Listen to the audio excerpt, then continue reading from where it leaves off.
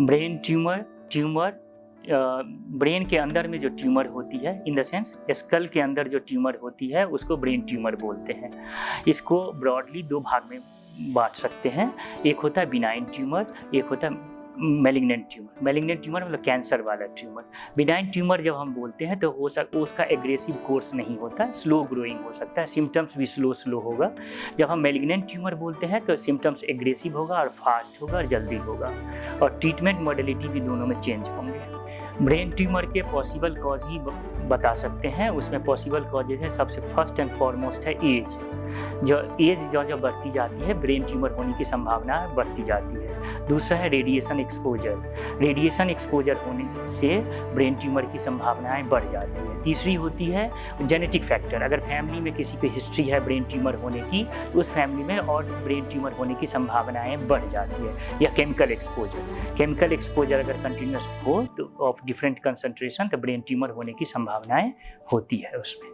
Brain tumour के symptoms को 2 भाग में बांट सकते हैं। एक होता है जो ब्रेन ट्यूमर होने से जो ब्रेन का प्रेशर बढ़ जाता है, उसके सिम्टम्स हो सकते हैं हेडेक, सर दर्द होना, वॉमिटिंग होना, देखने में टेम्परेरी देखने में प्रॉब्लम होना, चक्कर जैसा आना। ये जो है ब्रेन ट्यूमर के ब्रेन के प्रेशर बढ़ने के कारण होता है। दूसरा होता है ब्रेन के ट्यूमर कहाँ पे है उसके कारण नस की फंक्शन अगर कंप्रोमाइज होती है, जैसे हाथ में, पाँव में या किसी जगह पे वीकनेस होने की संभावना होती है, नंबनेस होने की संभावना हो सकती है, चलने में दिक्कत आ सकती है, बिहेवियर चेंजेज आ सकते हैं। तो ये सब ब्रेन ट्यूमर के लक्षण हो सकते हैं। ब्रेन ट्यूमर के डायग्नोसिस में जैसे किसी भी ट्यूमर के डायग्नोसिस में होता है कि उसमें जो है एक मतलब क्लिनिकल डॉक्टर क्लिनिकल हिस्ट्री लेते हैं, एग्जामिनेशन करते हैं, एंड देन एक प्लान बनाते हैं कि क्या एक्सपेक्टेड क्या हो सकता है पॉसिबिलिटीज़। तो अकॉर्डिंगली उसमें इन्वेस्टिगेशंस करा जाता है जो आपने डायग्नोसिस बनाया है उसको प्रूफ करने के लिए। तो उसमें डायग्नोसिस में जो है तो लैब इन्वेस्टिगेशंस होते हैं और रेडियो इमेजिंग होता है।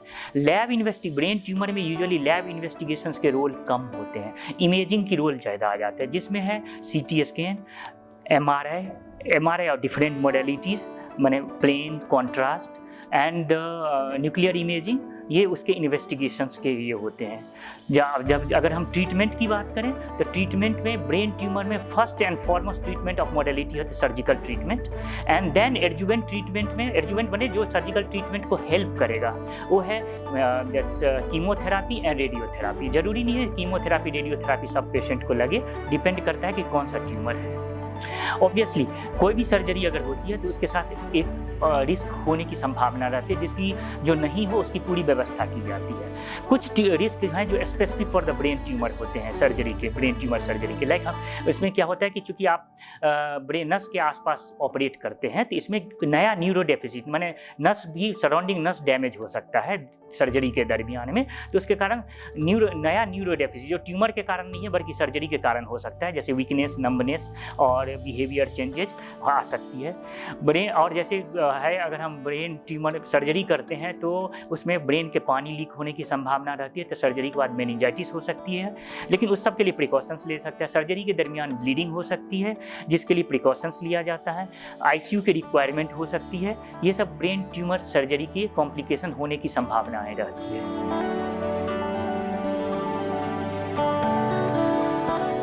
Subscribe to our YouTube channel and press the bell icon to get the latest healthcare updates.